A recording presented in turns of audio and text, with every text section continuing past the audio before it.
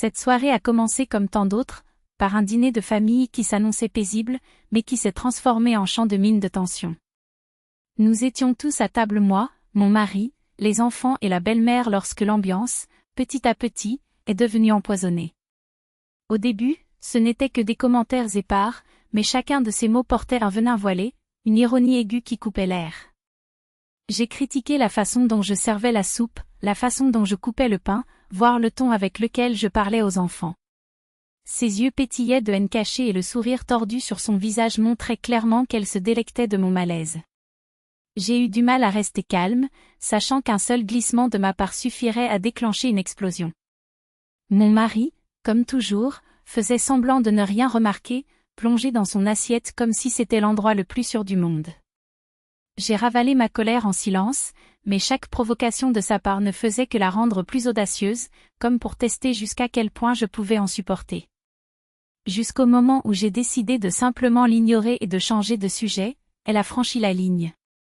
Il a prononcé une phrase qui m'a frappé comme un couteau dans la poitrine, il a entraîné mes parents dans la conversation. D'abord, il dédaignait ma mère, l'accusant de ne m'avoir donné que pauvreté et ignorance. Puis il a craché des paroles acides à propos de mon père, le traitant d'un homme qui ne survivrait pas un jour sans aumône. Chaque syllabe était un coup, creusant une blessure si profonde que je sentais mon sang bouillir. Son visage était brûlant, ses mains tremblaient de fureur et une seule pensée résonnait dans sa tête, je ne tolérerai pas cela. Il pouvait m'humilier autant qu'il le voulait, mais toucher mes parents? Jamais. Sa poitrine lui faisait mal d'indignation, sa respiration devenait lourde, comme si l'air était devenu épais. La pièce semblait rétrécir et le seul son que j'entendais était sa voix, tranchant comme une lame, arrachant le peu de patience qu'il me restait. Je me levai brusquement, avec une telle force que la chaise grinçante recula. Je me suis approché d'elle, sans hésitation, j'ai attrapé ses cheveux. En moi, quelque chose criait, « Tu peux m'offenser, mais mes parents sont intouchables. » Les mots sont sortis saccadés, remplis de feu et de douleur, alors qu'elle me regardait avec un mélange de surprise et de mépris. À ce moment-là, je n'ai plus vu ma belle-mère, je n'ai vu que quelqu'un qui avait profané ce qui était pour moi le plus sacré, l'honneur de ceux qui m'ont donné la vie. Elle a essayé de se libérer, mais j'étais hors de contrôle, poussé par une force qui n'était pas la haine mais l'amour blessé. « Répète juste un mot sur ma mère ou sur mon père », ai-je crié, et j'oublie que tu es la mère de l'homme que j'ai épousé. La pièce se figea.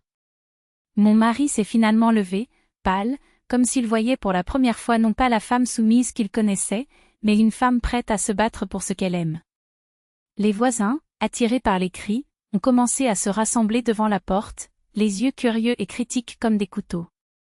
Mais rien de tout cela n'avait d'importance. Je la relâchai d'un coup, la voix ferme malgré mon cœur battant, « Si tu touches encore à mes parents, oublie l'adresse de cette maison. » Elle se ressaisit avec difficulté, essayant de dissimuler son humiliation sous un masque de supériorité, mais le tremblement de ses mains et la haine dans ses yeux la trahissaient. Elle a crié qu'elle partait, qu'elle ne pouvait pas gérer une belle fille comme ça, et a claqué la porte si fort que les murs ont tremblé. Les voisins se dispersèrent dans des murmures, les uns approuvant mon attitude, les autres la condamnant. Mais je restais là, debout, les cheveux ébouriffés et le visage en feu, éprouvant un profond soulagement pour la première fois depuis des années. Je savais que cette frontière ne serait plus jamais franchie.